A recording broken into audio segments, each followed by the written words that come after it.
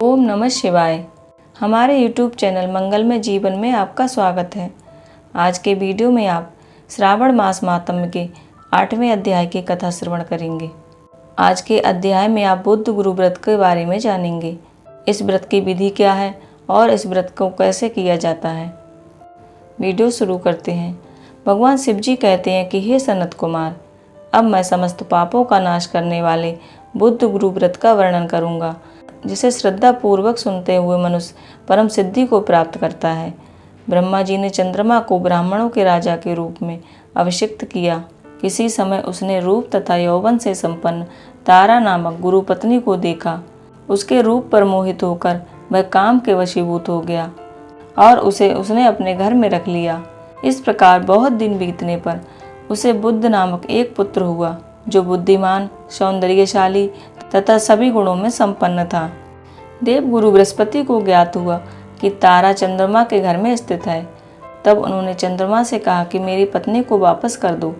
अनेक तरह से समझाने पर भी जब चंद्रमा ने तारा को वापस नहीं दिया, तब बृहस्पति ने देवताओं की सभा में जाकर देवराज इंद्र को ये बात सुनाई।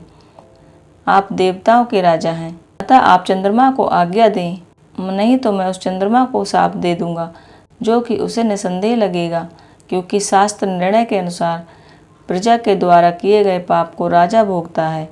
पुराण में भी ऐसा ही कहा गया है कि दुर्बल का बल राजा होता है।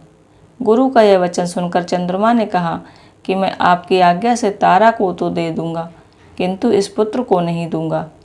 शास्त्र के अनुसार विचार करके देवताओं ने बुद्ध को चंद्रमा को दे दिया। इसके बाद गुरु को उदास देखकर देवताओं ने उन दोनों को वर दिया, हे चंद्र, अब तुम घर जाओ। यह तुम्हारा भी पुत्र है और बृहस्पति का भी पुत्र है। यह तुम्हारा पुत्र ग्रहों में प्रतिष्ठित होगा। आप यह दूसरा भी वर वर्ण कीजिए। और उन्होंने फिर दूसरा वर दिया कि जो बुद्धिमान व्यक्ति आप दोनों बुद्ध गुरु का व्रत मिलाकर करेगा, उसकी संपूर्ण सिद्धि होगी। यह सत्य है, इसमें कोई शंका नहीं है।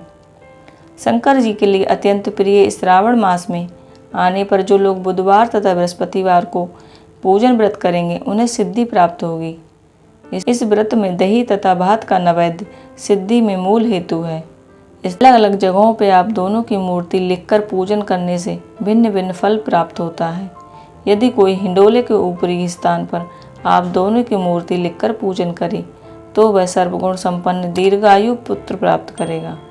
यदि मनुष्य अपने धन रखने के स्थान में मूर्ति को लिखकर पूजन करता है, तो उसके धन की वृद्धि होती रहती है। इसी प्रकार रसोई घर में पूजा करने से पाक वृद्धि और देवालय में पूजन करने से उनकी वृद्धि प्राप्त होती है। शय्यागार में लिखकर पूजन करने से स्त्री का वियोग कभी नहीं होता। धन रखने की जगह में लिखकर पूजन करने से धन की वृद्धि होती है। इस प्रकार मनुष्य जो चाहता है वो प्राप्त करता है। भगवान शिव जी कहते हैं कि हे सनत कुमार, इस प्रकार यह व्रत 7 वर्ष तक करने के बाद उद्यापन करना चाहिए। उद्यापन के पहले दिन अधिवासन करके रात्रि में जागरण करना चाहिए।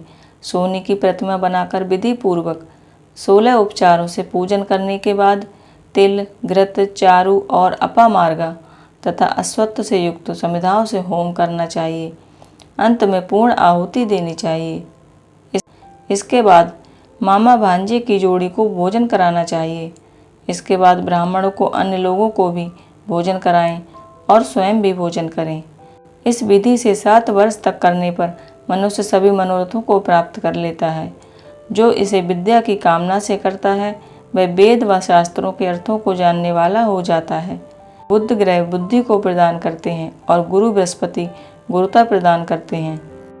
सनत कुमार बोले कि हे भगवान, आपने जो यह कहा कि इस अवसर पर मामा तथा भांजे को भोजन कराना चाहिए, यदि बताने योग्य हो तो इसका कारण बताइए। भगवान कहते हैं कि हे सनत कुमार, पूर्व काल में अत्यंत दीन तथा दरिद्र कोई 2 ब्राह्मण थे। वे दोनों मामा भांजे थे। पेट की पूर्ति के लिए परिश्रम भ्रमण करते हुए वे दोनों किसी नगर में अन्न मांगने के लिए गए थे। उन्होंने घर घर में श्रावण मास में प्रत्येक बार को उस बार का व्रत होते हुए देखा, किंतु कहीं भी बुद्ध गुरु का व्रत नहीं देखा। तब उन्होंने बहुत देर तक परस्पर विचार किया कि सभी बारों का व्रत तो सब जगह दिखाई देता है, परंतु बुद्ध गुरु का कहीं नहीं होता। अतः इस व्रत को हम दोनों को करना चाहिए। हम दोनों इस व्रत का अनुष्ठान आदर पूर्वक करेंगे।